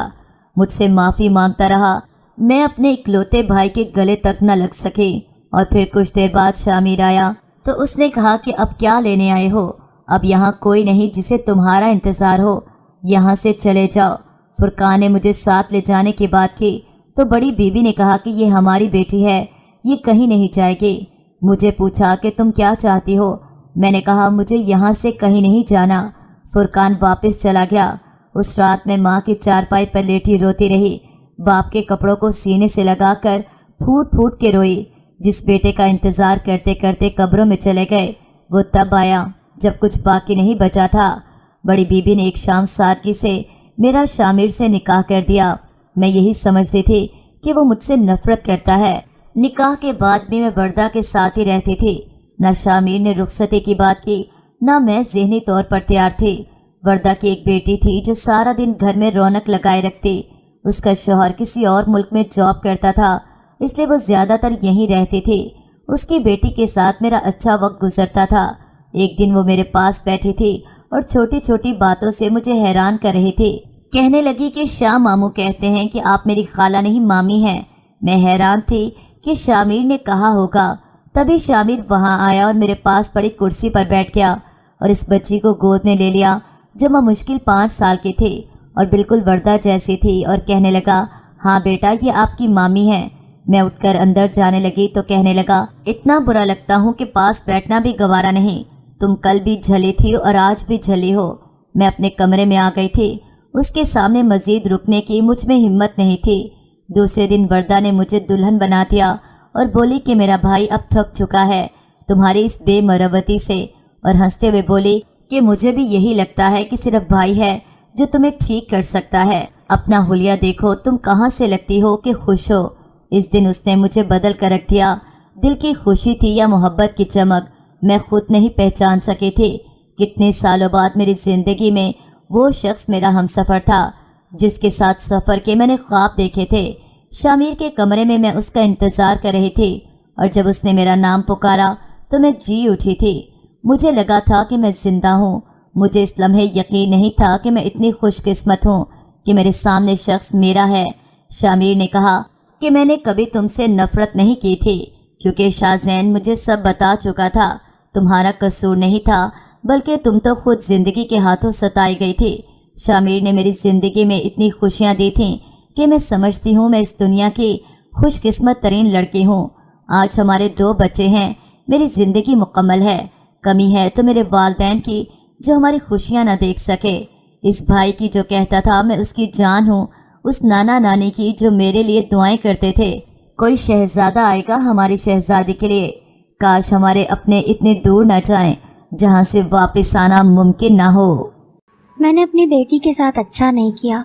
मैं तो अल्लाह वाला बंदा था, इस्लाम, शरीयत, माशरे सबके हकूक़ को अच्छी तरह जानता था। मेरी बेटी का कोई कसूर नहीं था, लेकिन मैंने उसके साथ इतना बड़ा जुल्म कर दिया। मुझे ऐसा नहीं करना चाहिए था। सारी रात नींद नहीं आई थी। अपनी बेटी के बारे में ही सोचता रहा कि वो सारी ज़िंदगी कैसे गुजारेगी। लेकिन जब सुबह दरवाजे पर दस्तक हुई तो जाकर दरवाज़ा खोला तो हैरान रह गया। मेरे दरवाजे के आगे इतने सारे लोग खड़े थे और सबसे आगे मेरी बेटी थी। मेरी बेटी ने मुझे ऐसी बात बताई कि मेरे कदमों तले से ज़मीन ही निकल गई। उसने कहा कि अब्बू, ये सारे लोग मेरे अपने ही। मैं मस्जिद में इमाम था और हमेशा अपनी औलाद को हलाल की कमाई खिलाई थी। अल्लाह ने मुझे 5 बेटियां दी थी, लेकिन मैंने कभी अल्लाह से शिकवा ना किया कि मुझे बेटा क्यों नहीं दिया। 5वीं बेटी पैदा होने के बाद मेरी बीवी बच्चे पैदा करने की सलाहियत से महरूम हो गई। डॉक्टर ने कहा कि अब आपकी बीवी कभी माँ नहीं बन सकती। मैंने कहा कि अल्लाह का करम है जिसने 5 बेटियों से नवाजा, हमें और औलाद की ख्वाहिश नहीं है। मैंने अपनी बीवी को भी कभी कोई ताना ना दिया, कभी उससे कोई ऐसी बात ना की जिससे वो नाराज़ हो जाए। हमारे घर का माहौल भी सीधा सादा सा था। हम लोग गरीब थे, हमारी बेटियां जवान हो रही थीं। वैसे तो उन सब में 2-2 साल का फ़र्क था, लेकिन जवान होकर वो सब एक जैसी ही लग रही थीं। घर में 6 औरतें थीं और मैं अकेला मर्द उन सब का ख्याल करता, घर की चीज़ें लेकर आता, कमाई करता। میری زندگی سے میں خود پریشان تھا، لیکن میں نے کبھی کسی کو یہ نہیں کہا تھا کہ تمہاری وجہ سے میرے ساتھ یہ سب کچھ ہوا ہے۔ میری بیٹیاں بڑی اچھی تھیں۔ سب سے بڑی بیٹی کی عمر کافی زیادہ ہوتی جا رہی تھی، اس کی شادی کی عمر ہو گئی تھی۔ میں رشتے تلاش کرنا چاہتا تھا، لیکن آج کل بنا جہیز کے رشتے کہاں ہوتے ہیں۔ میرے پاس جہیز کے نام پر دینے کے لیے 2 سوٹوں کے علاوہ اور کچھ بھی نہیں تھا۔ میں نے ایک عورت کو کہا کہ وہ ہماری بیٹیوں کے رشتے کروا دے، تو اس نے کہا کہ آج کل تو لوگ بڑا کچھ مانگتے ہیں، اگر اس طرح سے آپ اپنی بیٹیوں کے رشتے کروائیں گے تو کوئی بوڑھا آدمی ملے گا جس کی یا تو پہلے سے بیوی ہوگی یا بچے ہوں گے، یا بیوی اس کو چھوڑ کے جا چکی ہوگی۔ ایسے لوگ بھی آج کل بڑی مشکل سے ملتے ہیں، ان لوگوں کی بھی بڑی ڈیمانڈیں ہوتی ہیں۔ میں نے کہا کہ میں اپنی بیٹیوں کی شادی ایسے مردوں سے نہیں کرنا چاہتا۔ میری بیٹیوں کا کیا قصور ہے جو ان کی شادی ایسے مردوں سے ہو؟ ہمارا قصور صرف اتنا تھا کہ ہم غریب تھے، جہیز دینے کے پیسے نہیں تھے۔ اس کی سزا بیٹیوں کو کیوں دی جاتی؟ اسی لیے میں خاموش ہو گیا، لیکن پھر بھی ان کے رشتوں کے لیے کوشش کرتا رہتا تھا۔ میری بیوی مجھے کہتی تھی کہ بچیاں جوان ہو رہی ہیں، اگر یہیں پر 30 سال کی ہو گئیں تو کل کو شادی ہو گئی تو ان کا شوہر ان کو باتیں کرے گا، کہے گا کہ تم تو ساری جوانی ماں باپ کے گھر پر گزار کے آئی ہو، اب تو تم بوڑھی ہو گئی ہو۔ عورت ویسے بھی 40 سال کی عمر کے بعد بوڑھی ہو جاتی ہے، پھر 10 سال کی زندگی اپنے شوہر کے ساتھ گزار کر ان کو کیا مل جائے گا؟ ابھی بھی وقت ہے، کچھ کریں۔ میں نے اپنی بیوی کو کہا کہ میں کوشش کر تو رہا ہوں، لیکن مجھے کوئی بھی اچھا رشتہ نہیں مل رہا جو ہمارے حساب سے ٹھیک ہو۔ سب لوگوں کو کچھ نہ کچھ چاہیے، اور ہمارے پاس سوائے بیٹیوں کے دینے کے لیے اور کچھ نہیں ہے۔ بیٹی دے دی مطلب سب کچھ دے دیا، لیکن لوگ یہ بات نہیں سمجھتے۔ وہ کہتے ہیں کہ بیٹی بھی دو، سامان بھی دو، پیسے بھی دو، سونا بھی دو، اور اگر ان کی کوئی اور ڈیمانڈ ہو تو وہ بھی پوری کرو۔ ارے ماں باپ سے کیا کیا لے کر جا رہے ہو؟ ایک بیٹی ہی لے کر جا رہے ہو تو وہ بھی اتنی قیمت، اوپر سے اتنی ساری چیزیں کہاں سے دیں؟ میری بیوی نے مجھے بالآخر کہنا ہی چھوڑ دیا، لیکن اس کے نہ کہنے سے مسئلہ حل تو نہیں ہونے والا تھا۔ میری بیٹیوں کی عمر نکلتی جا رہی تھی۔ ایک دن میں اسی طرح اپنے گھر میں بیٹھا تھا جب دروازے پر دستک ہوئی۔ میں نے دروازہ کھولا تو باہر سے ایک ہیجڑا کھڑا تھا۔ میں نے کہا کہ کیا چاہیے تمہیں؟ اس نے کہا کہ ہمیں کیا چاہیے ہوتا ہے صاحب، تمہیں تو پتہ ہی ہے۔ میری جیب میں 50 روپے ہی تھے۔ میں نے نکال کر اس کی طرف بڑھائے تو اس نے کہا کہ نہیں، مجھے پیسے نہیں چاہیے۔ اس بار میں پھر حیران ہوا۔ میں نے کہا کہ اور کیا چاہیے؟ کھانا چاہیے؟ دیکھو میرے گھر کی عورتیں اپنی نانی کی طرف گئی ہوئی ہیں، گھر میں کھانا نہیں بنا ہے آج، جو بنا تھا وہ میں نے کھا لیا۔ تمہیں پیسے بھی نہیں چاہیے، کھانا بھی نہیں چاہیے، تو پھر کیا چاہیے؟ اس نے کہا کہ تم ایک کام کرو، تمہارے سارے مسئلے حل ہو جائیں گے۔ مجھے تمہارے بارے میں پتہ ہے، تم وہی ہو نا جس کی جوان بیٹیاں ہیں اور ان کے رشتے نہیں ہوتے۔ میں حیران ہوا کہ میں کب سے اس نام سے مشہور ہو گیا کہ میری جوان بیٹیاں ہیں اور ان کے رشتے نہیں ہوتے، لیکن میں اس کو کیا کہتا؟ یہ لوگ تو ایسے ہی ہوتے ہیں، جو جیسی بات اس نے کہیں سے سن لی ہوگی ویسی مجھے بتا دی۔ میں نے کہا کہ ہاں، تو تم کیا کہنا چاہتے ہو؟ کیا چاہیے تمہیں اب؟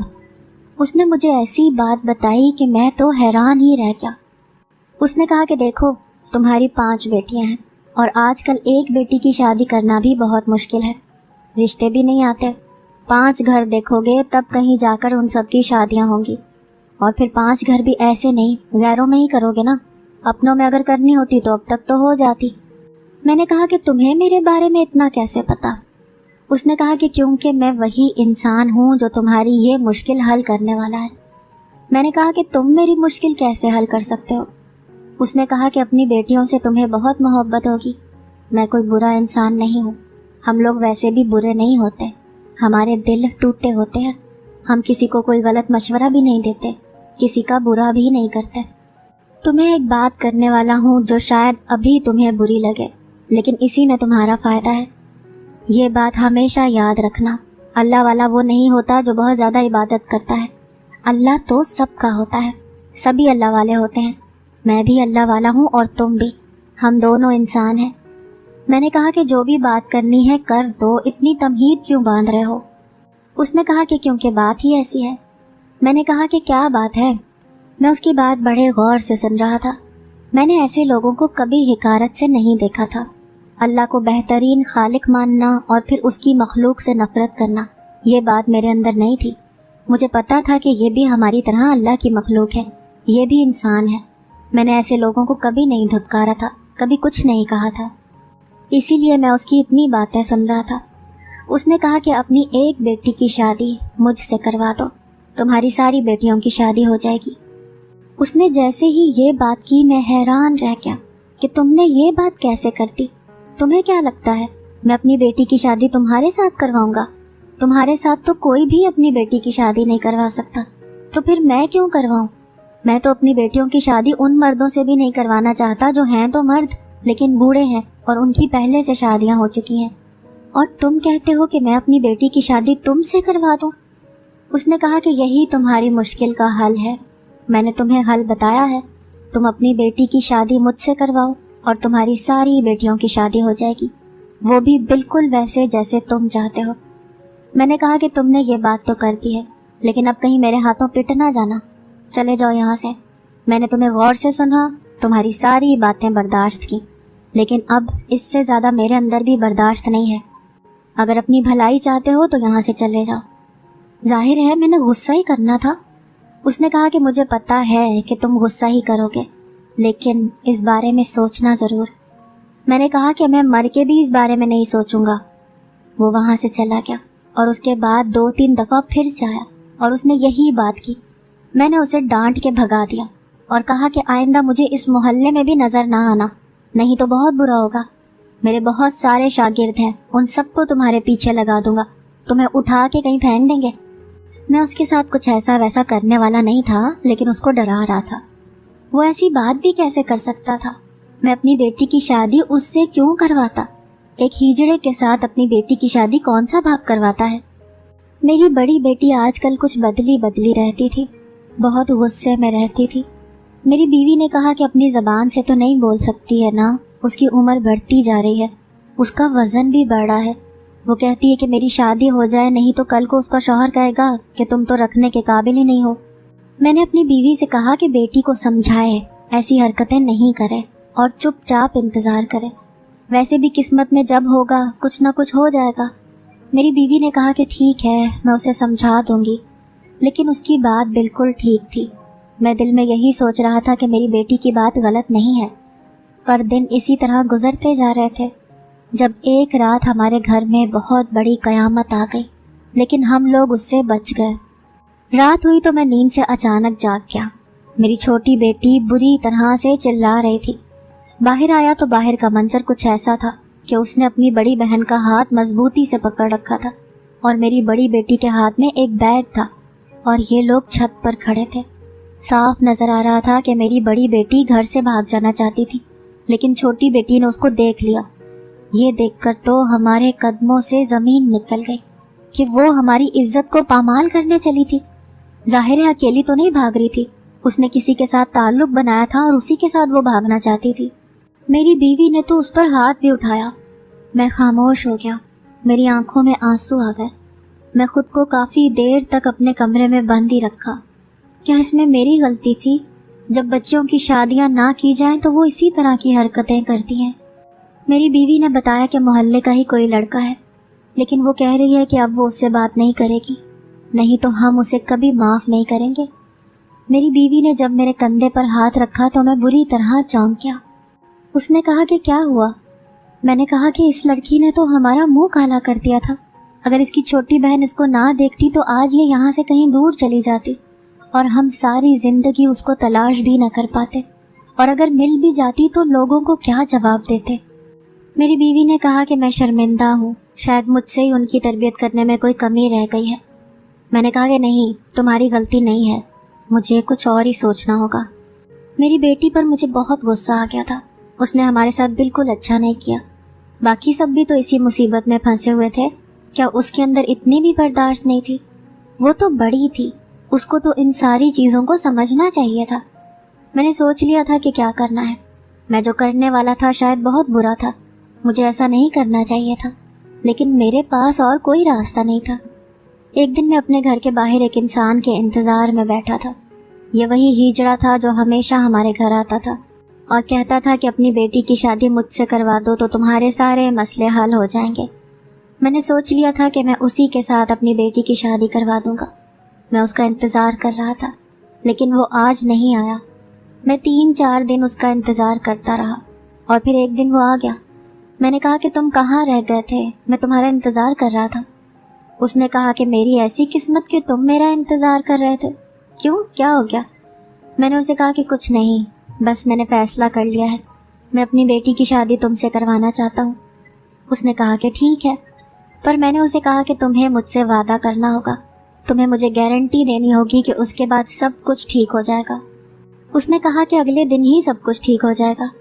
میں نے کہا کہ تم ایسا کیسے کہہ سکتے ہو؟ اس نے کہا کہ دنیا میں ہر سوال کا جواب نہیں ہوتا، کچھ کام ایسے ہوتے ہیں جن کے لیے کوئی سوال نہیں بنایا گیا۔ میں نے کہا کہ مجھ سے فلسفی باتیں مت کرو، وہ جیسی بھی ہے وہ میری بیٹی ہے، میں اس سے تنگ نہیں ہوں، میں ابھی بھی اس کو خوش دیکھنا چاہتا ہوں۔ اس نے کہا کہ تم اس کو ہمیشہ خوش ہی دیکھو گے، میں تم سے وعدہ کرتا ہوں، اور اگر تمہیں میری بات پر بھروسہ نہیں ہے تو میں تمہیں اپنے گھر کا پتہ دیتا ہوں، اپنا فون نمبر، اپنی ساری معلومات تمہیں دیتا ہوں، تمہیں پریشان ہونا نہیں پڑے گا، سب کچھ ٹھیک ہو جائے گا۔ میں نے کہا کہ ٹھیک ہے، پھر تم کب آؤ گے؟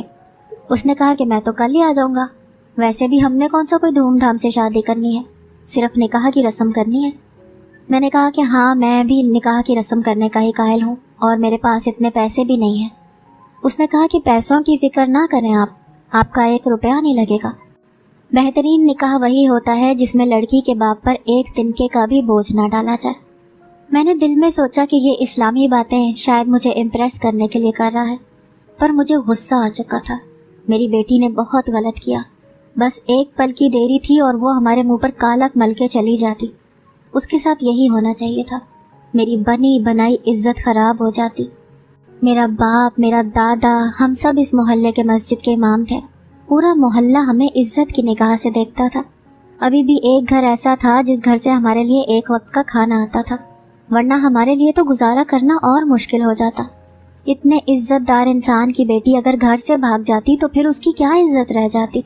لوگ مجھے یہی کہتے کہ دوسروں کو دین سکھاتا پھرتا ہے، اپنی بیٹیوں کو تو سکھایا نہیں، بیٹی منہ کالا کروا کے بھاگ گئی۔ میں تو سوچ کر ہی ڈر سے کانپ رہا تھا، لیکن یہ بات بھی تو سب کو بہت ہی عجیب لگتی کہ اپنی بیٹی کی شادی ہجڑے سے کروا دی ہے۔ لیکن میں یہ کہہ سکتا تھا کہ میری بیٹی اپنے شوہر کے ساتھ باہر کے ملک میں چلی گئی ہے، پھر کسی کو کیا پتہ چلتا؟ میں ان کو کہہ دیتا کہ وہ میرے گھر نہ آئیں۔ یہ بات ابھی میں نے کرنی تھی، لیکن پہلے مجھے اپنی بیٹی سے اس کا نکاح کروانا تھا۔ میں نے ایسے ہی کیا، وہ اگلے ہی دن آ گیا، ساتھ میں 4 گواہ اور مولوی صاحب کو بھی لایا تھا۔ میں نے اپنی بیٹی کا نکاح اس کے ساتھ کروا دیا۔ میری بیٹی نے کہا کہ وہ نکاح نہیں کرنا چاہتی، گھر سے جانا نہیں چاہتی۔ اس نے اپنا شوہر بھی نہیں دیکھا تھا۔ اس نے کہا کہ مجھے فرق نہیں پڑتا کہ میری شادی کس سے کروا رہے ہو، لیکن میں نہیں کرنا چاہتی۔ ہم نے اس کے ساتھ زبردستی کی اور زبردستی ہی اس کا نکاح کروا دیا۔ وہ اس آدمی کے ساتھ رخصت ہو گئی۔ اب میں اس کو آدمی کہنے پر مجبور تھا، لیکن میں یہ کیسے بھول سکتا تھا کہ وہ ایک ہیجڑا تھا۔ رات ہوئی تو مجھے احساس گناہ محسوس ہونے لگا۔ میں نے اپنی بیٹی کے ساتھ اچھا نہیں کیا۔ وہ تو بچی تھی، بچے تو غلطی کرتے ہیں، ماں باپ کا کام ہے انہیں معاف کر دینا، نہ کہ انہیں اتنی بڑی سزا دینا۔ میری بیوی نے کہا کہ آپ نے بتایا ہی نہیں کہ لڑکا کون ہے، کہاں سے مل گیا، اچانک سے نکاح کر دیا، بیٹی کو بھیج بھی دیا، آپ نے تو لڑکے کو دیکھنے بھی نہیں دیا۔ میں نے کہا کہ بس تم اپنی بیٹی کے لیے دعا کرو، اس نے جو حرکت کی تھی اس کے بعد اس سے کس نے شادی کرنی تھی؟ میری بیوی نے کہا کہ ہاں، لیکن اس کی اس حرکت کے بارے میں کسی کو پتہ تو نہیں ہے نا۔ میں نے کہا کہ بس تم اس کی دعا کیا کرو کہ اس کے نصیب اچھے ہوں، اس کی زندگی اچھی گزرے، باقی وہ جہاں بھی گئی ہے بالکل صحیح جگہ پر گئی ہے، اس نے جو بھی کیا ہے میں نے اسے معاف کر دیا۔ میری بیوی نے کہا کہ پھر آپ اتنے پریشان کیوں ہیں؟ میں نے کہا کہ کوئی بات نہیں ہے، بس ایسے ہی پریشان ہوں۔ رات ہوئی تو مجھے نیند نہیں آ رہی تھی۔ میں نے کہا کہ یہ سب بہت غلط ہو گیا، مجھے نہیں کرنا چاہیے تھا، مجھے اپنی بیٹی کو واپس لانا چاہیے۔ وہ کیا سوچتی ہوگی؟ اس کی زندگی تو ایک مذاق بن کے رہ جائے گی۔ میں صبح ہونے کا انتظار کر رہا تھا۔ صبح ہوئی، ابھی صبح ہونے کا وقت ہی تھا کہ دروازے پر دستک ہوئی۔ میں حیران رہ گیا کہ اتنی صبح صبح کون آ گیا۔ اس آدمی نے مجھے کہا تھا کہ جب آپ اپنی بیٹی کی شادی مجھ سے کر دیں گے تو صبح ہوتے ہی آپ کے سارے مسئلے حل ہو جائیں گے۔ میرے دماغ میں اسی کی باتیں گونج رہی تھیں۔ جب میں نے دروازہ کھولا تو میں حیران رہ گیا۔ سامنے دروازے میں میری بیٹی کھڑی تھی۔ مجھے لگا تھا کہ شاید وہ اداس ہوگی، پریشان ہوگی، लड़ झगड़ कर आई होगी या फिर मुझसे सवाल करने आई होगी कि आपने मेरे साथ ऐसा क्यों किया। लेकिन वो तो बहुत ज़्यादा खुश खड़ी थी। उसने बहुत खूबसूरत कपड़े पहन रखे थे, वो बहुत अच्छी लग रही थी। जब मैंने उसके पीछे देखा तो मैं हैरान था। पीछे तो बाकायदा पूरी बारात खड़ी थी। मेरी बेटी आगे बढ़ी। मैंने कहा कि ये सब कुछ क्या है। उसने कहा कि आज बाकी की बहनों की भी शादी है, बस 2 घंटे का वक्त है, उनको कहें जल्दी जल्दी तैयार हो जाए। सारा सामान मैं लेकर आई हूँ। बाबा बस आप समझें कि आपकी सारी परेशानी ख़त्म हो गई। अरे मुझे रास्ता तो दें, मुझे बहनों तक जाने दें, मुझे अभी बहुत काम करने हैं। वो घर के अंदर दाखिल हो गई। उसने मेरी बीवी को सब कुछ बताया, बहनों को बताया, और घर में शादी की तैयारी होने लगी। बारात बाहर बैठ गई। वो अपने खाने पीने का इंतज़ाम भी खुद ही कर रहे थे और उन्होंने कहा कि रस्म के लिए हम लोग यहाँ से करीब ही मैरिज हॉल में है, वहाँ पर जाएंगे। मैं उस आदमी को ढूंढ रहा था। उसने अपना नाम तैयबा बताया था, लेकिन उसने कहा था कि मुझे तैयब कहा करो। मैंने कहा कि ये सब कुछ कैसे हो गया? तो उसने कहा कि दरअसल मैं एक बहुत अमीर ख़ानदान से ताल्लुक़ रखता हूँ। मेरे 4 भाई हैं, जवान, खूबसूरत, लेकिन उनमें से ऐसा था कि मेरे साथ ये मसला था। वो लोग कभी मेरी इज्जत नहीं करते थे, मुझे हमेशा बुरा भला कहते थे कि तुम तो किसी काम के नहीं हो। मुझे घर में भी दाखिल नहीं होने देते थे। मेरी माँ की वजह से मैं घर में आ जाया करता था। बाबा इस दुनिया से चले गए तो मैं घर में मुस्तकिल रहने लगा। मुझे सब ने ताने दिए कि तुमने किया ही क्या है, वैसे भी तुम इस ख़ानदान के लिए कुछ कर भी नहीं सकते। तब मैंने कहा कि मैं इन सब की शादियाँ करवाऊँगा और एक ही घर में करवाऊँगा और बहुत खूबसूरत लड़कियों से करवाऊँगा। उन्होंने कहा कि अगर तुमने ये काम कर लिया तो हम तुम्हें मान जाएंगे। उन्होंने मुझे चैलेंज दिया। आपकी बेटी को मैंने छत से देखा था और बाकी बेटियों को भी। माशाल्लाह सारी की सारी बहुत प्यारी थी। बस इसी तरह मैंने ये सब कुछ किया। आपकी बेटी की एक दोस्त है जिससे मैंने आपके घर के हालात के बारे में पूछा था। आपकी बेटी ने ही शायद उसको अपने दिल की बातें बताई हुई थी। उसने मुझे सब कुछ बता दिया। मैंने पूरी रिसर्च की और मैं इस मामले पर पहुंच गया। मैंने इस घर को देख लिया, मैंने इस घर के हालात देखे, आपको देखा कि बेटियों का आना जाना नोट करता रहा, क्योंकि अगर मैं अपने घर में ऐसी 4 औरतें लेकर आता जिनका ताल्लुक़ अच्छे घराने से नहीं होता तो फिर भी ये लोग सारी ज़िंदगी मुझे ही बातें सुनाते रहते। लेकिन जब मैंने इनको बताया कि मौलवी साहब हैं और उनकी बच्चियां हैं, घर का माहौल बड़ा ही तबलीगी और अच्छा है, तो ये लोग भी फ़ौरन मान गए। लेकिन ऐसा भी तो नहीं कर सकता था कि इनकी शादियां करवाता और ख़ुद वहीं का वहीं रह जाता। इसीलिए मैंने आपकी बड़ी बेटी से शादी करने की हामी भरी थी। मैं जानता हूँ कि वो किसी और से मोहब्बत करती है और घर से भागने की कोशिश की थी। उसने मुझे सब कुछ बता दिया है, लेकिन उसने मुझे कबूल कर लिया है। उन्होंने कहा है कि उसको औलाद की ज़रूरत नहीं है, बस वो मेरे साथ ही अपनी सारी ज़िंदगी गुजार देगी। और आज उसके साथ ही मैं आपकी बाकी बेटियों के लिए रिश्ता लेकर आया हूँ। मेरे घर वाले बहुत खुश हैं। उनको ऐसी ही शरीफ लड़कियाँ चाहिए जो शरीफ और ख़ूबसूरत हों, घर को चलाने वाली हों, घर बनाने वाली हों, और आपकी बेटियाँ बेशक ऐसी ही हैं। मुझे पता था कि वो लोग आपकी बेटियों के बारे में जानते हैं, वो हाँ कर देंगे। इसीलिए मैंने आपको कहा था कि आप अपनी बेटी की शादी मुझसे करवाएं तो आपके बाकी सारे मसले हल हो जाएंगे। हम लोगों को आपसे 1 रुपया भी नहीं चाहिए, सब कुछ हम खुद ही करेंगे और आपकी बेटियों को हमेशा बहुत इज्जत से रखेंगे, खुश रखेंगे। जब उसने मुझे ये सारी बातें बताईं तो मैं तो हैरान ही रह गया। मुझे यकीन नहीं आ रहा था कि मेरे साथ ये सब कुछ हो रहा था। आज मेरी 4 बेटियों की शादी हो रही थी, वो भी एक साथ, वो भी इतने अच्छे घर में। और सबसे बड़ी बात तो ये थी कि वो सब एक साथ ही रहने वाली थी। एक ही घर में मेरी 5 बेटियों की शादी हो रही थी। उनको कभी कोई मसला ना होता। वो एक दूसरे से अपने दिल की बात करती, एक दूसरे के साथ मिलकर रहती, मसले मसाइल समझती। एक बीमार होती तो उसकी जगह दूसरी काम कर लेती। ऐसा घर तो नसीब वालों को मिलता है। जब मेरी बेटी को ये सारी बात पता चली तो वो भी बहुत खुश हुई। उसने कहा कि बाबा आपने जो भी किया ठीक किया, लेकिन शायद किसी की दुआएं थी मेरे साथ कि मेरे लिए मेरी सज़ा ही इनाम बन गई। मैं अपने शौहर से बहुत खुश हूँ। वो अच्छा इंसान है, मुझे अपने हाथ का छाला बना के रख रहा है। उसने कुछ ही घंटे में मुझे ये जता दिया है कि वो मुझसे बहुत मोहब्बत करता है और हमेशा मुझे खुश रखेगा। मुझे ऐसा ही इंसान चाहिए था जो मेरे आगे पीछे फिरे, और मैं बहुत ज़्यादा खुश हूँ।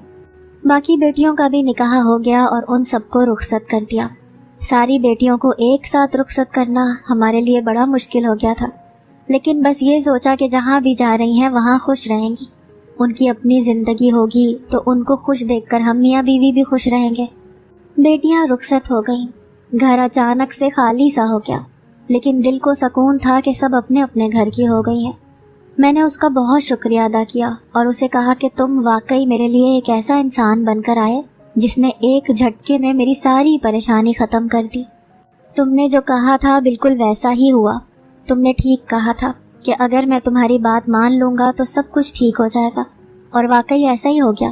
مجھے تو ابھی بھی یقین نہیں ہو رہا۔ اس نے کہا کہ آپ فکر نہیں کریں، صرف اتنا ہی نہیں، میں ساری زندگی آپ کی باقی بیٹیوں کا بھی اتنا ہی خیال رکھوں گا۔ اگر کوئی دوسرا بھی ان کے ساتھ کچھ غلط کرنے کی کوشش کرے گا تو اسے پہلے مجھ سے گزرنا ہوگا۔ میں ان کا بہت خیال رکھوں گا اور ان سب کے لیے ہمیشہ بہتری ہی چاہوں گا۔ اب آپ ہم سب کے لیے آج سے ایک فیملی کی طرح ہیں۔ میری بیٹیاں اس گھر میں چلی گئیں اور اللہ کے کرم سے اب اس بات کو 4-5 سال ہو گئے ہیں۔ ساری بیٹیوں کے ہاں ہی امید ہے، اور 2 بیٹیوں کا تو دوسرا بچہ ہونے والا ہے۔ میرا خاندان پھل پھول رہا ہے، ساری لڑکیاں خوش ہیں۔ اللہ کا کرم ہے، میری بڑی بیٹی تو سب سے زیادہ خوش ہے۔ اسے دیکھتا ہوں تو بالکل ایسے نہیں لگتا کہ میں نے اس کے ساتھ کچھ غلط کیا ہے۔ وہ کہتی ہے کہ جیسی زندگی مجھے چاہیے تھی مجھے ویسی ہی زندگی مل گئی ہے۔ اس کے لیے میرے دل میں کوئی بھی ملال نہیں ہے اور میں بہت زیادہ خوش ہوں۔